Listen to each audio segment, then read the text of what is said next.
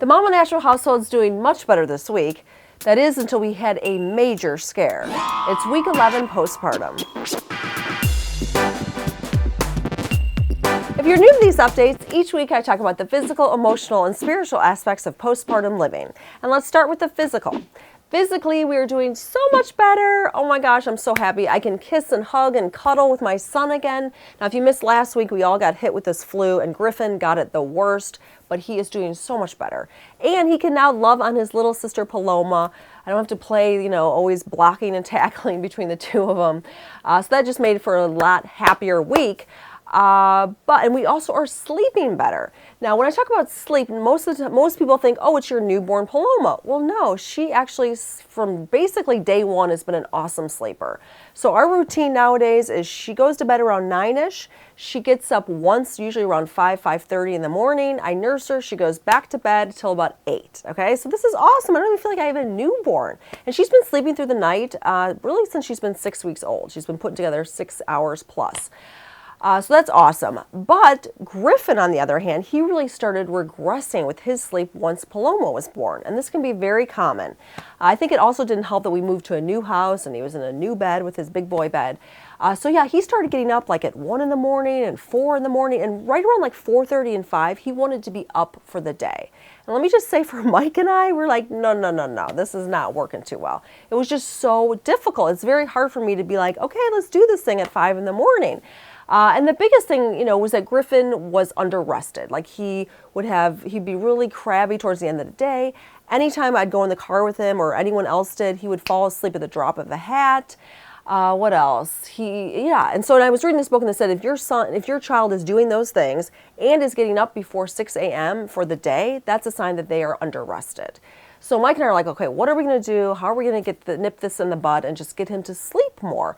So I reordered some tart cherry juice because every time I run out of that stuff, his sleep stuff starts acting up. So that's the first thing we did. The second thing we did is we whipped out our OK to Wake owl. Now this is essentially an alarm clock for toddlers. So you set the time you want your child awake, which for us was 6 a.m. And then if the child hugs it, it turns yellow if it's not time to wake up, and it plays a really soothing song, or it will turn green, which signifies it's time to wake up. So the first night we tried it, Griffin did get up at 4:30 in the morning, but then I kind of talked him through it and said, Griffin, let's check the owl. What color is it? Oh, yellow. That means it's still time to sleep. And he actually went back to bed, and he got up at 6:40, which is really late for him. And since then, he has not woken up at all. No middle of the night stuff, and he does not get up until after 6. So it's been working really well for us. I'll put a link in the video description below if you want to check it out. Emotionally, I had a scare this week. Paloma, ever since she's been born, has not been a fan of car rides. If she's asleep and she's in the car seat, she's fine. But the minute she wakes up, she just starts to get fussy and just uncomfortable. So it's okay if I'm like constantly moving, but the minute I stop, she's upset. Okay, so I don't go in the car very often with her, but I needed to for a doctor's appointment, so I brought my mom along. So we were in the front, and then Paloma and Griffin were in the back seat. Now, she actually did a pretty good job for most of the car ride, but towards the end, she started to lose it, okay? Now, this is partially got worse because she was overtired. So at first the crying started. I'm like, okay, just breathe through it, turn it over. There's nothing you can do. You're driving. Like, this isn't safe to, get too distracted, just focus. Then the crying got worse. So now I'm like getting anxious. I'm like, oh my gosh, it's okay, Paloma. So I'm saying, it's okay. I'm starting to shush her a little bit. For some reason, that made her escalate even further, probably because she's like, Mom, come rescue me. So now she's going into code red territory. So as a mom, you probably know what I'm talking about, where it gets into the ugly cry, where it's like just inconsolable cry, okay?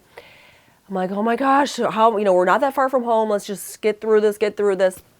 Then she starts coughing. So I'm like, she's actually coughing on her cry because she's crying so hard. So now I'm looking like, where can I pull over? Because this is like getting bad. And then at one point she just goes quiet. So I'm like, oh my gosh, did she just stop breathing? So I just freaking slam the car into park. I do a back dive into the back seat. I'm crunched between two huge car seats. Look at Paloma. She now is like almost purplish. She's pinkish purple from like lack of oxygen. Like, she's like, stop breathing. So I unbuckle her, I get her out, and the minute I get her out, she lets out a cry and she starts crying. But I'm like, oh my gosh. In that moment, I thought, oh my gosh, I'm going to lose my daughter to crying. Like, she almost died. I mean, it was that dramatic. So I brought her on my shoulder and I'm just rocking her, and she instantly calmed down, which is kind of almost annoying, to be honest, because I'm like, I can't believe you just scared me that bad and now you're like totally fine on my shoulder. So my mom, in the meantime is like, Genevieve, you just stopped in the middle of like traffic. Luckily it wasn't too busy of a street. So she gets into the driver's seat and she drives us home. And I'm like, I'm not putting the child back in the car seat. I don't care. I just cannot go through this again. So I held her very closely. We get home. I swaddle her up, rock her. She fell asleep within a few minutes and she slept for 3 hours. So obviously the girl was exhausted and I was exhausted. It was so emotional.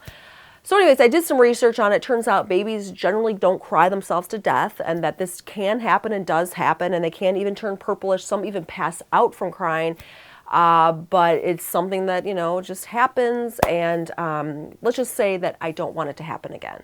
Spiritually, I'm just so grateful we all got through that experience with Paloma safely. I also am just super grateful for my family this week. We had so many sweet moments. I think maybe having that sickness kind of bonded us in a weird way.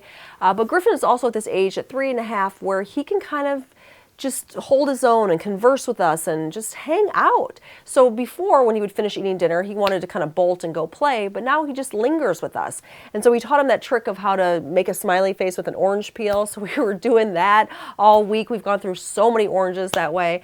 A good boost of vitamin C. We also whipped out the game Hi-Ho Cheerio, and he can actually play it with us, and he actually wins sometimes. So it's just like this great preview of what's to come with our children, where you can do board game nights and play charades and watch movies. And it's when your kids are old enough that you're not taking care of their basic needs, but they're not too old to think, oh, it's not cool to hang out with mom and dad. So looking forward to more of those times. I know I got a long way to go with little Miss Paloma, but we'll get there. So that's what's up with us in week 11 postpartum. Would love to hear from you, how you doing, how you feeling, and be sure to tune in next week because it'll be our last postpartum video. Thanks as always for tuning in.